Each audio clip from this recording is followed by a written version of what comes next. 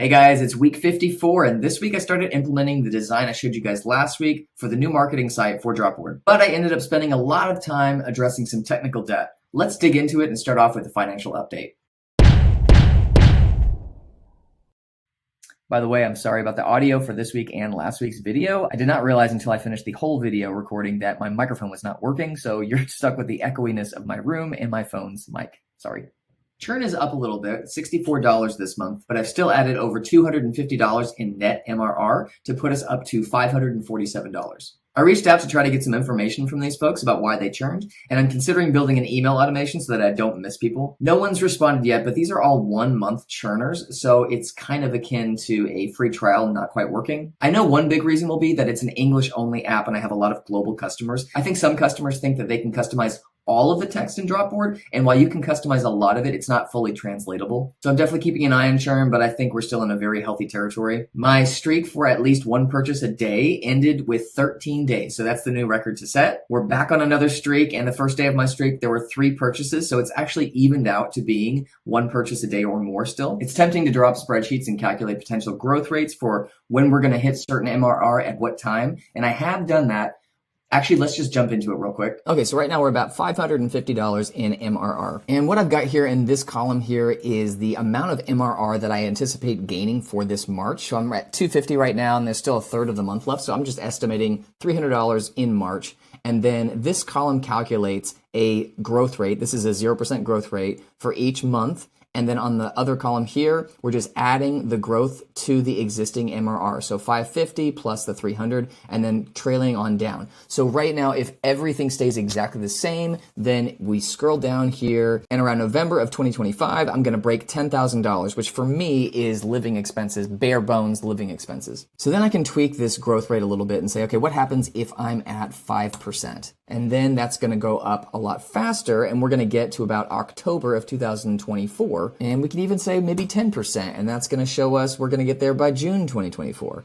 Now, right now I've got 100% growth rate, and that is not sustainable. That's not going to keep up, but just for fun, we can put that in and see that we're going to get there in August, right? So you got to be careful with these projections. You want to be conservative. And right now, because I have no idea, I'm keeping this at 5%, and that's what I'm kind of got in my head, but this could definitely go up, and it's fun to play with these numbers. The other way to look at this, although I always think about sustainability in terms of MRR, monthly recurring revenue, for a cash flow perspective, that's the actual cash I'm going to be receiving. So when I think about my life expenses, I could actually play with this and say, what about cash in the door? My cash in the door for February was $732. With March, it's actually going to be quite a bit higher than that. So even if I just keep that flat from a cash flow perspective, we're going to hit 10,000 in April of next year. So that's just 1 year. And that's a pretty realistic thing to look at because that's assuming no growth happens at all, just it stays consistent. So if I plug that into my 5% growth rate right here, we're going to see that go up pretty quickly. And by the end of this year, we'll hit $10,000. But projections are just guesses until you have many months of consistent momentum behind you and you haven't made massive product or marketing changes. They can really only give you a sense of the bounding, the low end and the high end expectations for your business potential. For instance, my MRR this month has doubled from last month and the month isn't even over yet. But I've only had revenue for the past 4 months anyway, and I just released a much higher pricing plan. So you certainly can't say that my 100%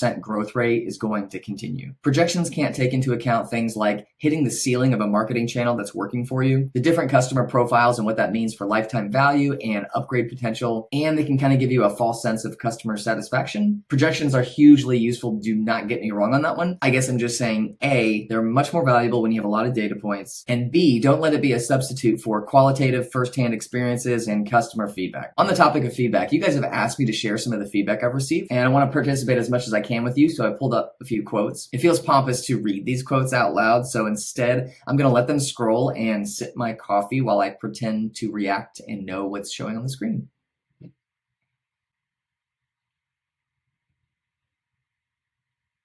Hmm.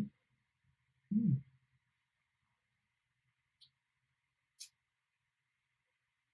So this week I had to address some technical debt that I've been building up from the days of validating this idea. One example is I originally hosted Dropboard on my domain colonnicsoftware.com. That way I didn't have to buy domains for every idea that I was testing out and I wasn't sure what was going to stick. Now that Dropboard has its own domain, dropboardhq.com, I've had to migrate everything over to that domain. And normally that's not too bad of a process, but when you're hooked into a marketplace where different customers have older versions of your app, things get a lot trickier. So a big chunk of this week's work was rerouting URLs, doing some scary production pushes, and constantly testing to make sure that everything was working still. Also, a customer reached out to me that Dropboard was loading slow on their site, and it led me to some really big insights for speeding things up. Normally, this is the kind of thing I would kick down the road because I really want to get to growing Dropboard, and Dropboard's already pretty speedy. But part of my strategy right now is to really iron out the kinks while I'm still small so that I can eradicate any issues like this before anybody even really notices. I know from experience that these are the kinds of comments that founders eventually ignore because they're seeing such good growth and they figure that it's just one person's weird experience. And I'm not saying that doesn't happen, it definitely does. And you can't always triage every customer's use of your app. But I always take this stuff really seriously, even though it causes me a lot of pain and paranoia, when oftentimes it's simply not my app's problem. But especially while I'm small, if I'm gonna make a mistake, I want it to be on the side of helping customers too much. It's not scalable long-term, so I wanna get it in while I'm small and crush any bugs that may later have turned into a silent increase in customer churn. This week, I also sent my monthly email newsletter to my customers to keep them apprised of what's going on at Dropboard. I always want to make them feel like Dropboard is improving every single day. And so with each one of these newsletters, I'm trying to include at least one improvement to the app. And eventually I want to include some successful case studies from customers. This week, I shared the release of the Dropboard business plan to everybody.